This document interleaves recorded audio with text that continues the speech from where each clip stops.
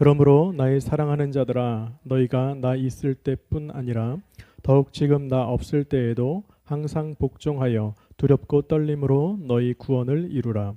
너희 안에서 행하시는 이는 하나님이시니 자기의 기쁘신 뜻을 위하여 너희에게 소원을 두고 행하게 하시나니 모든 일을 원망과 시비가 없이 하라.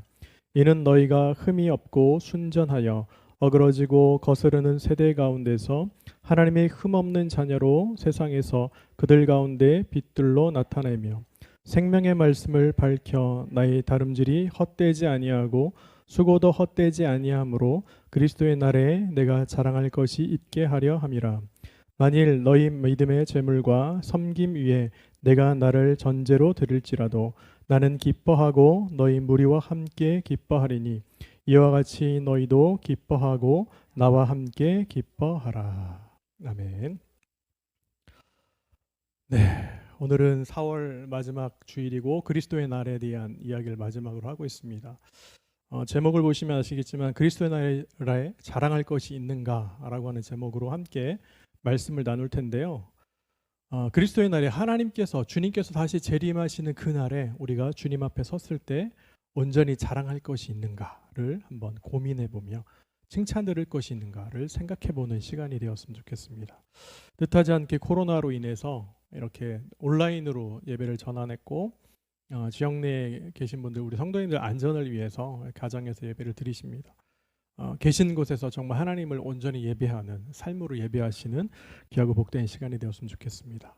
우리 그런 의미로 한번 옆에 계신 분과 인사하겠습니다. 주님의 사랑으로 우리 사랑합니다. 주님의 사랑으로 사랑합니다. 네. 온라인 예배 드리시는 우리 성도님들도 우리 주님의 사랑으로 사랑합니다. 오늘 말씀 이제 시작하면서 이런 한 이야기를 한번 들려드리고 싶습니다. 무용가였던 피나 바위스트라고 하는 이 사람이 바그너의 오페라죠. 타노이저라고 하는 이 오페라의 안무를 요청이 들어왔습니다. 세계적인 작품의 안무를 직접 짜고 출연까지 할 수 있다는 생각에 이 피나는 정말 즐겁게 승낙을 했습니다. 그런데 작품을 준비하면 준비할수록 점점 몸이 아파지기 시작했어요. 결국 그녀는 병을 이유로 작품을 거절해야겠다라고 하는 생각까지 했습니다. 그런데 제작사에게 이제 연락을 해서 이렇게 그만해야 되겠습니다라고 하려고 하는 순간 문득 이런 생각이 들었대요. 내가 그동안 이렇게 아파 본 적이 있었나? 내가 살면서 또 이런 작품을 맡을 기회가 있을까? 혹시 작품에 대한 중압감이 나를 아프게 만든 것은 아닌가? 이런 고민을 했다는 거예요. 때마침 제작사로부터 이렇게 연락이 왔습니다. 당신 몸은 괜찮습니까? 연락이 왔대요. 자, 그러자 피나는 이렇게 대답했습니다. 네, 아무 문제도 없습니다. 자, 무슨 일이 있어도 안무는 완성시킬 테니까 걱정하지 마십시오. 라고 대답을 했다라는 거예요. 자, 그런데 이렇게 마음을 먹자마자 거짓말처럼 건강이 돌아왔다고 합니다. 자, 타노이저는 대성공을 거두었고요. 몇 년 뒤에 그녀는 단순한 그냥 훌륭한 안무가가 아니라 정말 현대 무용의 거장이라고 하는 칭호를 받으면서 세상의 이름을 널리 알렸다고 합니다.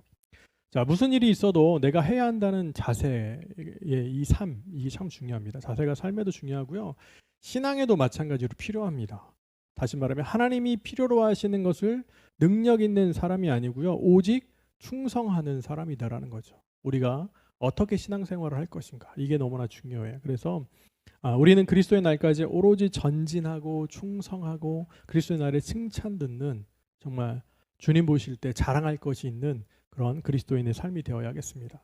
자, 그런 의미에서 오늘을 살아가는 우리도 본문 말씀을 통해서 자, 그리스도의 날에 자랑할 것이 있는 삶을 살아야 하겠는데 그렇다면 그리스도의 날에 자랑할 것을 위하여 어떻게 우리가 살아가야 될까요? 첫 번째는 뭐냐면 두렵고 떨림으로 구원을 이루어야 합니다. 자, 오늘 본문 말씀 12절 말씀 제가 다시 읽습니다. 그러므로 나의 사랑하는 자들아 너희가 나 있을 때뿐 아니라 더욱 지금 나 없을 때에도 항상 복종하여 두렵고 떨림으로 너희 구원을 이루라. 아멘. 자, 여러분은 지금까지 인생을 살면서 가장 두렵고 떨렸던 경우가 있습니까? 가장 두렵고 떨렸던 경우. 머릿속으로 한번 생각해 보세요. 뭐 이런 경우가 있어요. 시험을 볼 때 여러분 시험을 보는 경우에 특히 입학 시험이나 실기 시험 같은 경우 이렇게 볼 때 어떻습니까? 되게 막 두렵고 떨리죠. 저도 교회 음악을 공부할 때 실기 시험을 매 학기마다 보거든요. 노래를 연습해서. 그러면 앞에 순서 이렇게 딱 대기 순서가 있고 그 다음 제 순번을 기다릴 때 너무 떨리더라고요. 네. 왜냐하면 지금까지 한 학기 동안 열심히 준비했던 것이 결과가 좋을까, 잘 나올까 이런 고민도 있고 앞에서 떨지 않고 잘해야 되는데 오히려 더 떨린다라는 거예요. 자, 또 때로는 이런 게 있어요. 새로운 일을 시작할 때 여러분 떨리지 않으십니까? 네, 기대감이 있을 수 있죠. 그러나 기대감이 있는 반면에 새로운 일에 대한 두려움이 있습니다. 네, 또 제 얘기를 하면 저희도 개척을 하면서 두렵고 떨림이 있었어요. 과연 하나님께서 어떻게 인도하실까? 이런 기대감도 있었지만 아무도 없는 상황에서 아무것도 없는 상황에서 정말 하나님의 사명을 감당하는 것이 어떻게 해야 될까? 이 두렵고 떨림이 있었다는 거예요. 더 나아가 새로운 사람들을 만날 때 두렵고 떨림이 있습니다. 네, 마찬가지 새로운 사람을 만나도 기대감이 있어요. 그러나 이 사람과 과연 잘 교제를 할 수 있을까? 관계를 잘 맺을 수 있을까? 이런 모든 일들을 보면서 우리는 두렵고 떨립니다. 자, 그런데 오늘 본문 말씀에도 보면 두렵고 떨리는 경우가 등장합니다. 자, 그것은 바울이 빌립보 교회 성도들에게 권면하는 중에 나타났는데 제가 읽었던 말씀 12절 말씀을 세번역 성경으로 읽어드리면 이렇게 말합니다. 그러므로 사랑하는 여러분, 여러분이 언제나 순종한 것처럼 내가 함께 있을 때뿐 아니라 지금과 같이 내가 없을 때에도 더욱 순종하여서 두렵고 떨리는 마음으로 자기의 구원을 이루어 나아가십시오. 좀 이상하지 않으세요? 아니 나는 예수님을 믿음으로 구원받았는데 구원을 이루어 나아가라. 그러면 구원이 아직 이루어지지 않았다는 얘기잖아요.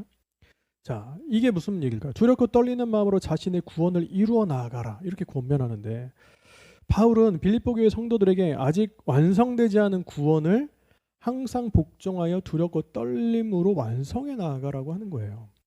자, 그렇다면 이 이야기의 의미가 뭘까요? 그것은 뭐냐면 우리가 그리스도를 영접하는 순간 믿음으로 얻어지는 칭의적인 측면에서의 구원, 다시 말하면 정말 우리가 구원받았다라고 얘기하는 그런 구원을 말하는 게 아니고 성령으로 성결케 되어가는 성화적인 측면에서의 구원입니다. 다시 말하면 종말론적인 측면에서의 구원이에요. 여러분들, 구원을 이루라는 말은 빌립보 교회가 완전한 모습으로 이를 때까지 이기심이나 불화나 이런 것을 없애고 영적 성숙을 위해 힘쓰라는 거예요. 자, 이것을 오늘 살아가는 우리에게도 필요한 구원의 모습입니다. 우리는 예수 그리스도를 믿는 믿음으로 구원받았다, 구원을 얻었다. 그래서 하나님의 자녀가 되었습니다. 그렇죠? 하나님의 자녀가 되었어요. 자, 그런데 성경은 그것으로만 끝나는 것이 아니라는 거예요. 다시 말하면 주님 다시 오시는 그리스도의 날까지 성령의 열매를 맺고 하나님의 말씀으로 성숙되어지는 성화의 구원을 받아야 된다라는 거죠. 다시 말할게요. 이런 거예요. 성숙한 그리스도인으로의 삶을 살아감으로 주님 다시 오시는 그리스도의 날에 영원한 구원을 완성하라는 거예요. 여러분, 주님께서 다시 오셨나요? 오시지 않았어요. 그러면 우리의 구원이 끝난 게 아니에요. 주님 다시 오시기 전까지는 뭐예요? 이 세상이 계속 존재하거든요. 우리의 삶이 끝난 게 아니에요. 그러면 주님 다시 오실 그날까지 우리는 어떻게 살아가야 돼요? 성숙한 그리스도인으로서 날마다 말씀에 충만하고 성령의 열매를 맺으며 살아가야 돼. 이것이 바로 성화의 그런 구원입니다. 그러니까 우리는 구원받아서 시작은 됐어요. 그러나 아직 끝이 이루어지지 않았다라는 거죠. 그러므로 우리는 구원을 다 이룬 것과 같이 교만하거나 이기적이거나 이러지 말아야 돼요. 영원한 구원을 이루기 위해 하나님께 항상 복종하고 두렵고 떨림으로 우리는 성도의 길을 온전히 걸어가야 합니다. 자, 또한 두렵고 떨림으로 성도의 길을 가는 것은 하나님의 기쁘신 뜻을 위하여 살아가는 삶이 됩니다. 본문 13절 말씀을 볼게요. 제가 세번역 성경으로 다시 읽어드립니다. 하나님은 여러분 안에서 활동하셔서 여러분으로 하여금 하나님을 기쁘게 해드릴 것을 염원하게 하시고 실천하게 하시는 분입니다. 자, 여기서 두 가지를 생각해 볼 수 있어요. 첫 번째는 뭐냐면 하나님이 우리 안에서 활동하시는 것은 무슨 의미일까? 두 번째는 하나님을 기쁘시게 해드리는 것은 무엇일까라는 거예요. 자, 첫 번째로 하나님이 우리 안에서 활동하신다는 것의 의미가 뭘까요? 그것은 바울이 이 말씀을 통해서 이렇게 얘기합니다. 하나님 중심과 하나님의 독단적인 은혜를 강조하는 거예요. 그게 뭐냐면 구원은 인간의 노력이나 행위로 이루어지는 것이 아니죠. 전적인 하나님의 주도와 은혜로 이루어지는 거예요. 다만 인간은 거기서 책임을 회피할 수 없고요. 특히 구원을 인간의 자랑이나 영광으로 생각하지 말아야 하면서 항상 두렵고 떨림으로 구원을 받아야 한다는 사실이에요. 우리가 제일 오해하고 실수하는 게 이거예요. 하나님의 은혜로 우리가 구원받으면 이제 구원이 내 거가 되고 내가 한 것처럼, 내가 원래 그랬던 것처럼, 내 신분이 그랬던 것처럼 착각해요. 이기적이 돼요. 다른 사람을 돌보지 않아요. 네, 태어나니까 어느 나라 왕국의 왕자로 태어났어요. 그러면 그 왕자가 자기가 한 게 있어요? 태어나 보니까 부모님이 왕이야. 그럼 어떻게 된 거예요? 자기는 한 게 없기 때문에 겸손하고 백성들을 살피고 함께 나아가 사랑해야 되는데 태어나니까 왕이니까 이것이 자기가 해서 행위로 얻어낸 것처럼 폭군이 되고 막 사람들을 괴롭히고 이렇게 된다고 생각해 보세요. 이것은 참 어리석음입니다. 우리도 마찬가지예요. 하나님의 전적인 은혜로 구원받았습니다. 그러면 우리는 하나님의 자녀답게 살아야 돼요. 우리가 이게 아무것도 내가 한 게 없기 때문에 은혜에 감사하면서 사셔야 돼요. 다른 사람들을 사랑해야 되고 다른 사람들과 함께 협력해야 되고 연합하고 도와줘야 되고 이타적인 삶을 살아야 돼요. 그런데 그렇지 않는 삶은 오히려 크리스천이 아니라는 거죠.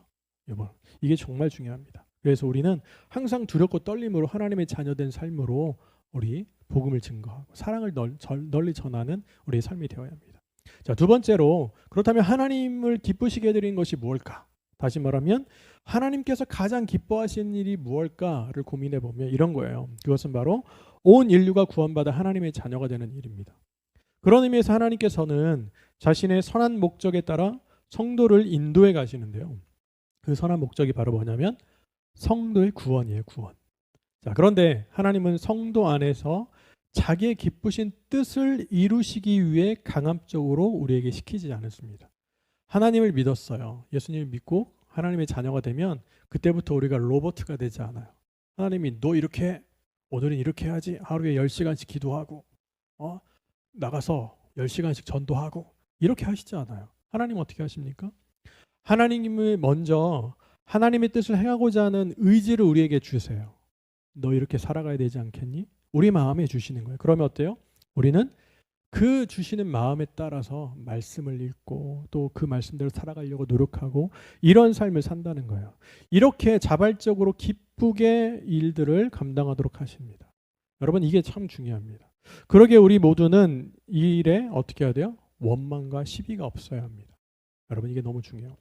바울은 아마도 과거 이스라엘 백성들이 출애굽 당시에 광야를 지날 때를 생각했던 것 같아요. 그들이 어땠습니까? 이스라엘이 백성들이 이렇게 애굽에서 나왔을 때 막 기쁨으로 감사함으로 나왔잖아요. 그런데 어떻게 해요? 홍해가 가로막히고 또 먹을 것이 없고 물이 없을 때 어땠습니까? 하나님을 원망합니다. 하나님께 막 원망해요. 그리고 자신들을 이끌어낸 모세를 어떻게 합니까? 시비를 걸어요. 너 왜 우리를 이렇게 이끌어냈냐? 너 다시 우리를 돌려내라. 이렇게 하는 거예요. 여러분은 하나님의 일을 하는데 구원의 여정을 가고 있는 빌립보 교회 성도들, 이들에게도 똑같은 거예요. 어렵고 힘든 일이 있어요. 그럴 때마다 어떻게 해요? 원망과 시비가 없이 하라고 말씀하시는 거죠. 자, 그런 의미에서 원망으로 번역된 이 헬라어 단어는요, 불평을 품고 수군거리다라고 하는 의미가 있어요. 이스라엘 백성들이 했던 것 같은. 그리고 또한 시비로 번역된 이 단어도 논쟁과 의심이 있다라는 거예요. 이러한 단어가 사용된 것으로 보아 당시 빌립보 교회 안에는 분명히 거짓 선지자들, 거짓 교사들이, 선생들이 공동체를 와해시키고 분열을 시키려고 했던 그런 가르침들이 있었던 것으로 보여요. 그러기에 오늘 살아가는 우리도 출애굽 당시에 원망하고 시비했던 이스라엘 백성들과 같은 그런 삶을 살아서는 안 됩니다. 코로나19로 정말 큰 어려움이 있어요. 정말 그 어려움을 만났습니다. 이번 주 저희 교회도 이렇게 온라인으로 전환했어요. 주위에 코로나 확진자들이 나오고 어려움이 있습니다. 예배 모여서 예배 드리는 게 너무나 중요하죠. 정말 중요합니다. 그런데 이것을 어떻게 하겠어요? 기쁨으로 감사함으로 감당해야죠. 우리가 원망하고 왜 이런 일이 일어났는지 모이지 못하는 것에 불평하고 이것이 아니라 정말 그럼에도 하나님을 예배할 수 있음에 우리는 감사해야 된다는 거예요. 또한 교회 공동체 안에서도 어떻게 해야 됩니까? 서로 사랑해야 돼요. 하나님의 뜻을 따라서 사랑하고 원망하지 않고 서로 시비하지 않고 다투지 말아야 됩니다. 왜냐하면 우리 모두는 그리스도의 날까지 성화된 교회의 삶을 살아가야 하는, 그래서 그것을 통해 하나님을 기쁘시게 해야 되는 그리스도인들의 그런 삶이기 때문입니다. 그러므로 우리 안에 원망과 시비가 없어야 합니다. 사랑하는 여러분, 우리는 아직 영원한 구원을 이루지 못했습니다. 물론 예수 그리스도를 믿음으로 구원받아서 하나님의 자녀가 되었어요. 그러나 주님 다시 오실 그때까지는 영원히 이르지 못했습니다. 아직. 자, 그렇다면 어떻게 해야 될까요? 우리는 하나님의 기쁘신 뜻에 순종해야 돼요. 우리를 구원하시고자 하시는 하나님의 뜻에 순종하시고, 이제는 두렵고 떨림으로, 그리고 모든 일에 원망과 시비가 없이 성숙한 그리스도인의 삶을 살아가야 합니다. 그렇게 함으로 그리스도의 날에 온전한 구원을 자랑하는 우리 예그리나 교회 모든 성도님들이 다 되시기를 예수님의 이름으로 간절히 기도합니다. 아멘. 자, 두 번째는 무엇이냐면 바로 우리의 삶은 하나님의 흠없는 자녀로 살아가야 합니다. 우리 15절 말씀 제가 읽어드리겠습니다. 이는 너희가 흠이 없고 순전하여 어그러지고 거스르는 세대 가운데서 하나님의 흠없는 자녀로 세상에서 그들 가운데 빛들로 나타내며. 아멘. 코로나 시대를 살아가는 우리가 중요하게 생각해야 하는 신앙의 모습이 뭘까? 그것은 바로 하나님의 흠없는 자녀로 살아가는 삶입니다. 자, 그렇다면 하나님의 흠없는 자녀로 살아가는 삶이 뭘까를 고민해 볼게요.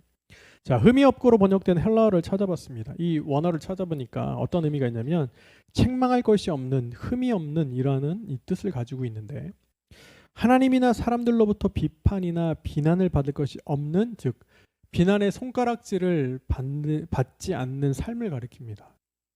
네, 여러분 오늘날 잘 보세요. 세상 사람들로부터 손가락질 받지 않는 삶이에요. 최근 들어서 코로나19 시대를 살아가면서 교회의 민낯이 드러나기 시작했습니다.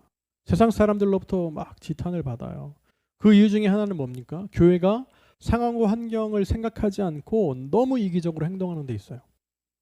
다시 말하면 다른 사람들을 배려하지 않은 채 자신들이 원하는 대로 행동하는 곳이 교회라는 인식이 생겨버렸어요.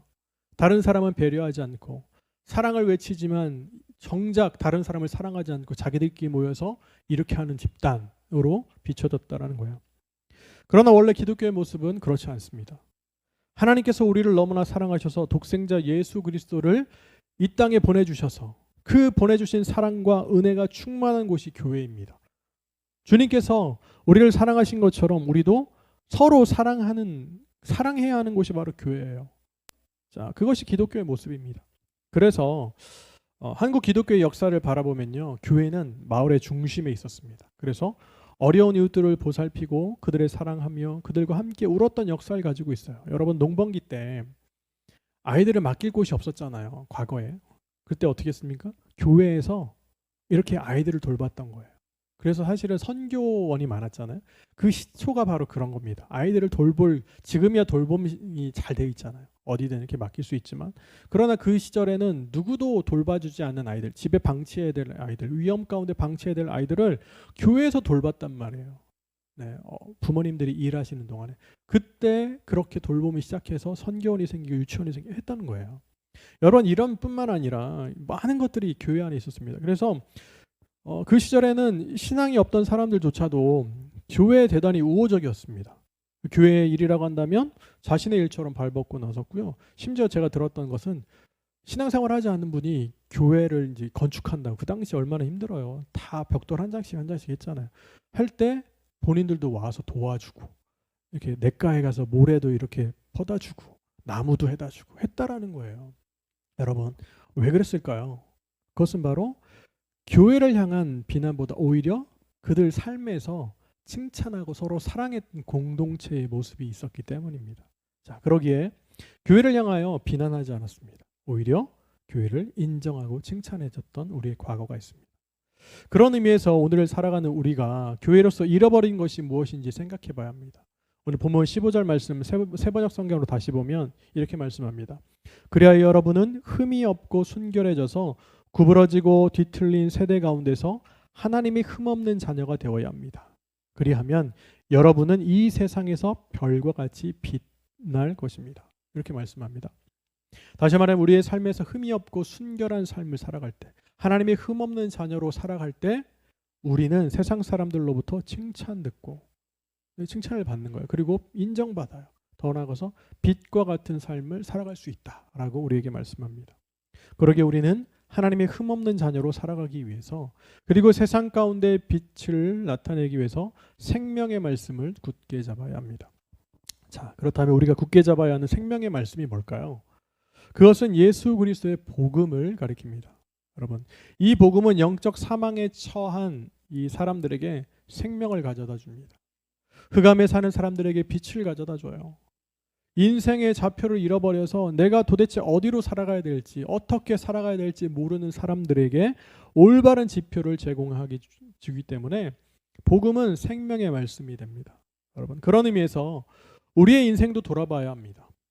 우리도 복음이 없을 당시에 어떻게 살았습니까? 영적인 죽음에 처해 있었고요. 인생은 날마다 어두웠어요. 그리고 어디로 가야 할지 목적지를 잃은 채 방황했습니다. 그때 예수님은 인간의 모습으로 친히 우리에게 다가오셨어요. 그리고 오셔서 우리를 구원해 주셨습니다. 어둠에서 이제는 빛으로 우리의 삶을 밝혀주셨어요. 더 나아가서 우리가 어떻게 살아가야 될지, 그리스도인으로서 어떠한 삶을 살아내야 할지를 우리에게 알게 해주셨습니다. 그러기에 우리는 날마다 생명의 말씀이신 복음을 어떻게 할까요? 굳게 잡으셔야 돼요. 굳게 잡으세요. 그리고 그 말씀대로 살아가려고 노력하세요. 더 나아가 복음을 세상 사람들에게 전해주어야 합니다. 그러기 위해서는 앞서 나눈 바와 같이 먼저 우리의 삶이 세상 사람들로부터 비난받지 않으셔야 돼요. 여러분, 이게 너무나 중요해요. 세상 사람들로부터 비난받고 손가락질 받는 사람, 과연 가서 예수님의 사랑을 이야기하면 그분들이 들을까요? 아니요, 듣지 않습니다. 정말 중요한 것이 그거예요. 우리의 삶이 하나님 앞에서 뿐만 아니라 사람들로부터 칭찬받는, 인정받는 삶을 살아야 하겠습니다. 결국 우리는 온 인류를 사랑하셔서 구원하여 주신 하나님의 그 복음으로 돌아가고요. 그 복음의 삶을 살아내고 그 복음의, 그 생명의 복음을 나눠야 합니다. 자, 그렇게 할 때 다시금 교회는 이기적이지 않고 이타적이며 이성과 합리적인 신앙을 통해서 이 코로나의 어려운 시기를 잘 이겨낼 수 있을 거라, 사랑으로 이겨낼 수 있을 거라 생각할 수 합니다. 자, 더 나아가 우리는 이 모든 일, 즉 생명의 말씀 복음으로 돌아가고 복음으로 살며 복음을 나누는 것을 기쁨으로 감당해야 합니다. 자, 오늘 본문 말씀 17절 18절 말씀을 제가 세번역 성경으로 다시 읽어드리겠습니다. 자, 그리고 여러분의 믿음의 제사와 예배에 나의 피를 붓는 일이 있을지라도 나는 기뻐하고 여러분 모두와 함께 기뻐하겠습니다. 여러분도 이와 같이 기뻐하고 나와 함께 기뻐하십시오. 아멘. 다시 말하면 바울은 이런 거예요. 빌립보 교회 성도들에게 믿음의 제물과 섬김 위에 자신의 피를 부어 전제로 드릴지라도 기뻐하겠다라는 얘기입니다. 전제는 포도주를 부어서 하나님께 예배드리는, 제사 드렸던 제사 방법이에요. 자, 그렇다면 빌립보 교회 성도들이 드리는 믿음의 제물과 섬김이 뭘까? 네, 이게 무엇일까를 고민해 봐야죠. 먼저 믿음의 제물은요, 빌립보 교회 성도들이 하나님에 대한 믿음 가운데서 모든 삶을 예배로 드리는 것을 의미합니다. 네, 즉 자신의 삶을 산 제물로 하나님께 드리는 것, 어디서 들어보지 않으셨어요? 자, 로마서 12장 1절의 말씀을 보면 사도 바울은 이렇게 얘기하죠. 그러므로 형제들아, 내가 하나님의 모든 자비하심으로 너희를 권하노니 너희 몸을 하나님이 기뻐하시는 거룩한 산 제물로 드리라. 이는 너희가 드릴 영적 예배니라. 아멘. 여러분, 예배 시간만 오셔서 예배하는 1시간, 일주일에 1시간 아니면 몇 시간, 이것이 예배가 아닙니다. 우리가 드려야 될 가장 중요한 예배는 무엇이냐면 우리의 삶으로 살아가는 거예요. 하나님의 말씀으로 하나님의 자녀답게 살아가는 이 삶 전체가 예배예요. 그러니까 우리가 어떻게 살아가야 될까요? 하나님께서 기뻐하시는 삶으로 살아가야 되겠죠. 자, 또 마찬가지로 섬김이라고 하는 게 있습니다. 섬김으로 드려야 되는데 이 섬김도 찾아보니까 자신의 희생이 수반된 공적인 봉사라는 의미가 있어요. 또한 친절한 봉사나 도움, 성스러운 봉사, 이렇게 의미를 합니다. 자, 그런데 이 단어를 하나님께 적용하잖아요. 이 단어를 쓰는 것을. 그러면 어떻게 될까요? 레이투르기아라고 하는데 이것을 하나님께 교회가 해야 될 5가지 의무 중에 하나이기도 하지만 이것을 딱 하나님께 적용을 하면 무엇이 되냐면 하나님에 대한 그 믿음의 기초에서 헌신적인 행위를 가리켜요. 다시 말하면 이거예요. 삶인데 똑같아요. 앞에서 말씀한 것처럼 결국에는 빌립보 교회 성도들에게 삶을 다해서 하나님을 예배하고 삶으로 하나님께 영광 돌리는 일을 기쁨으로 하라, 감당하라는 거예요. 여러분, 그런 의미에서 오늘 살아가는 우리도 어떠해야 될까요? 우리가 하나님 이 주일날 와서 1시간 딱 예배하는 것으로 끝나는 게 아니라고 말씀드렸잖아요.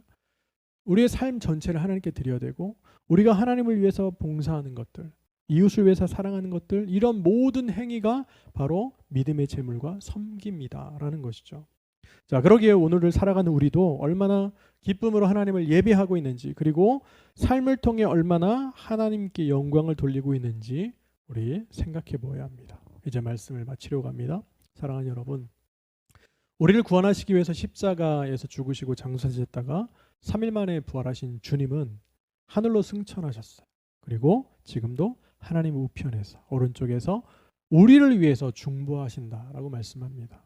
그리고 그 주님은 그리스도의 날에 다시 오셔서 우리를 심판하십니다. 사실이에요.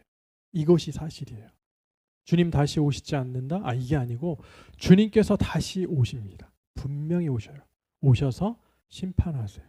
심판은 두 종류가 있습니다. 계시록에 보면 첫 번째는 믿지 않는 사람과 믿는 사람, 이 믿지 않는 사람에 대한 이 멸망의 심판이죠. 그러니까 하나님께서 천국과 지옥에 대한 이 심판이 있어요. 그런데 믿는 사람도 백보자 앞에서 심판을 받아요. 그게 무슨 심판인지 아세요? 상급에 대한 심판을 받습니다. 네가 어떻게 살았는지, 네가 그리스도인으로 어떻게 살았는지 우리를 보시고 우리를 심판하신다는 거예요. 여러분, 그렇기 때문에 어떻게 살아가야 될까요? 우리는 주님 다시 오시는 그리스도의 날에 자랑할 것이 있는가를 고민하셔야 돼요. 내가 주님께서 오셨을 때 주님 이렇게 살았습니다. 주님께서는 다 아시겠죠. 오셔서 5달란트 받은 자, 2달란트 받은 자에 칭찬하셨던 것처럼 우리도 칭찬 들을 것이 있는지를 고민하셔야 돼요. 그것은 무엇입니까? 앞에서 계속 나왔죠. 우리가 끝까지 주님 다시 오실 그날까지 영원한 구원, 성숙된 그리스도인의 삶으로 영원한 구원을, 성화 구원을, 영화 구원을 받아야 돼요. 그리고 또 한 가지 무엇입니까? 하나님께서 원하시는 그 기쁘신 뜻 안에서 그 말씀을 순종하고 살아감으로 정말 우리는 흠없는 하나님의 자녀된 그런 삶을 살아야 됩니다. 그러므로 우리는 두렵고 떨림으로 그리스도의 날까지 영원한 구원을 이루어야 하고요. 또한 하나님의 흠없는 자녀로 삶을 살아가면서 하나님을 예배하고 삶을 통해서 하나님께 영광 돌려야 합니다. 그렇게 함으로 주님 다시 오시는 그리스도의 날에 주님께 칭찬받는 예그리나 교회 모든 성도님들이 다 되시기를 예수님의 이름으로 간절히 축원합니다. 아멘. 기도하겠습니다. 주께 드린 우리의 삶을 통해 주의 나라가 이루어지게. 우리 다시 한번 고백합니다. 내게